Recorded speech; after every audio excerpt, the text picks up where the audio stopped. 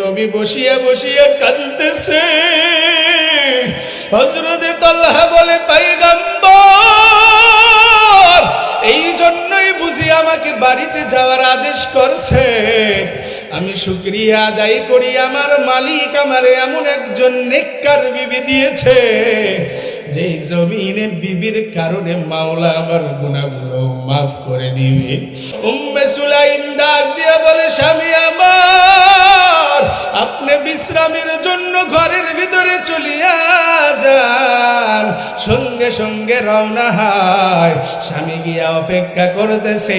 হযরতে উম্মে সুলাইম সংসারের কাজকর্ম দ্রুত সারলেন, নিজেকে পরিপাটি করলেন, সুন্দর কাপড় পরিধান করলেন, যতটুকু সাজ সহ্য করা দরকার করিয়া নিলেন।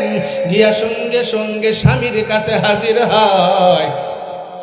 আল্লাহর নবী ডাক দিয়া বলে, হে জমিনের উম্মতের দল, দীর্ঘ 2 মাস পরে তালহা বাড়িতে আসার পর স্ত্রীর এই হালত দেখে দুজনের ভিতরে প্রেম জাগ্রত হয়। ওই রাতের বেলায় দুজনের মধ্যে মিলন হয়। 2 আল্লাহর বান্দা বান্দি ফজরের নামাজের আগে মিলনের পরে ফরজ গোসল করলেন। তাহাজ্জুদের নামাজের মুসল্লায় 2 জন দাঁড়াইলেন। নামাজ পড়তে পড়তে ফজরের আজান হয়। বিলালের কণ্ঠে আজান শোনা যায়। তালহা ডাক দিয়া বলে, ও বিবি আমার, এক মুহূর্ত ঘরে থাকা যাবে না। বিলাল আজান দিয়া দিছে, আসসালাতু খায়রুম মিনান নাওম। তালহা ঘর থেকে বের হবে। উম্মে সুলাইম ডাক দিয়া বলে, ও স্বামী আমার, মন খারাপ করবেন না, একটা কথা বলিয়া দে, ফজরের নামাজের পর নবীর দরবারে বসার কোনো দরকার নাই, সালাম ফিরায়া বাড়ি আসবেন। আপনার সঙ্গে গুরুত্বপূর্ণ একটা কথা আছে। হযরতে তালহা বলে, ও বিবি, কি এমন কথা জানায় দাও।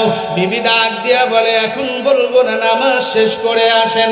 হযরতে তালহা মসজিদে নববীতে রওনা হয়। নামাজ শেষ করে নবী সালাম ফিরানোর পর ডাক দিয়া বলে, আবার তালহা কই? হযরতে তালহা আশ্চর্য হয়ে বলেন, লাব্বাইকা ওয়া সাদাইকা ইয়া রাসূলুল্লাহ, ও পয়গম্বর, আমি আপনার সামনে হাজির। দয়ার নবী ডাক দিয়া বলে, যাও, আজকে কোনো বয়ান হবে না। ও তালহা, তুমি যাও, তোমার বাড়িতে চলিয়া যাও। হযরতে তালহা আরো আশ্চর্য হয়ে গেলেন। কি ব্যাপার? বিবিও তাড়াতাড়ি আসতে বললেন, নবীও আমাকে তাড়াতাড়ি ঘরে যাইতে কয়। হযরতে তালহা বলে, ইয়া রাসূলুল্লাহ, দীর্ঘ 2 মাস মসজিদে নববীতে আসি নাই, ব্যবসার উদ্দেশ্যে দূরে ছিলাম, আপনার বয়ান শুনবো, তারপরে যাব। নবী ডাক দিয়া বলে, তালহা, কোনো বয়ান নাই, তুমি আগে ঘরে যাও। তালহা দৌড় দিছে ঘরের দিকে, ঘরের কিনারায় গিয়া দাঁড়াইছে। এদিকে বিবি সিজদায় পড়িয়া ডাক দিয়া বলে, মালিক, তুমি আমারে ধৈর্য ধারণের সুযোগ করেছো রে আল্লাহ, আমার স্বামীটাকেও ধৈর্য ধরায়া দাও। হযরতে তালহা সালাম দেয়। বিবি নামাজ শেষ করে দরজা খুললেন। তালহার চোখের ভিতরে পানি। উম্মে সুলাইম কান্দে আর ডাক দিয়ে বলে, ও বিবি আমার, বুঝলাম না, তুমিও তাড়াতাড়ি ঘরে আসতে বললা, আল্লাহর নবীও তাড়াতাড়ি পাঠায়া দিলেন, কি হয়েছে বলো?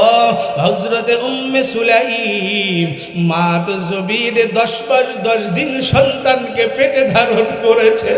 সন্তানের কিছু হলে মা সহ্য করতে পারে না। জমিনে সন্তানের যদি কিছু হয়, পশু পাখি জানার আগে আগে জানে ভাই।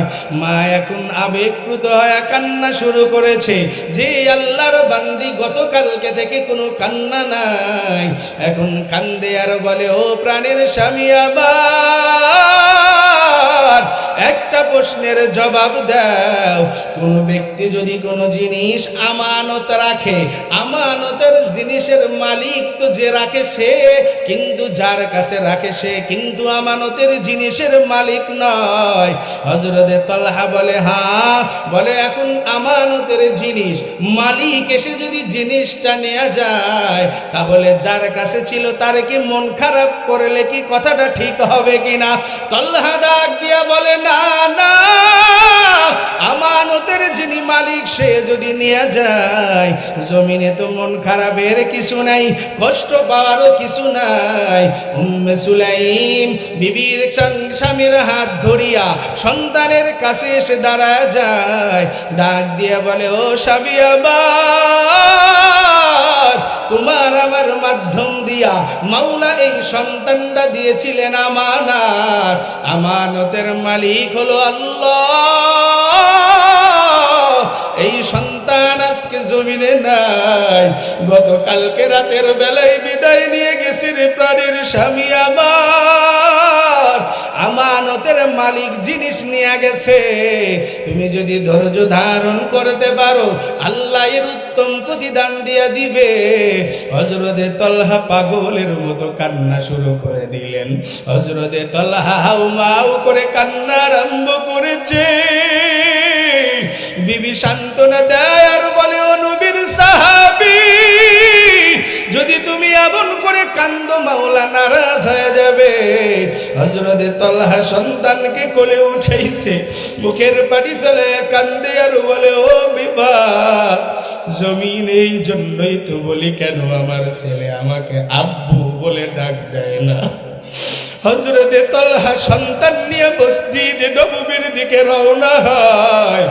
নবী আমার সাহাবা ইকরামদেরকে নিয়ে অশ্রুসিক্ত হয়ে গেছে। নবী বসিয়া বসিয়া কাঁদতেছে।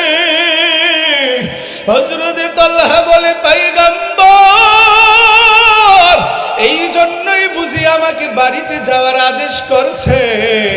আমি শুকরিয়া আদায় করি, আমার মালিক আমারে এমন একজন নেককার বিবি দিয়েছে, যেই জমিনে বিবির কারণে মাওলা আমার গুনাহগুলো মাফ করে দিবে।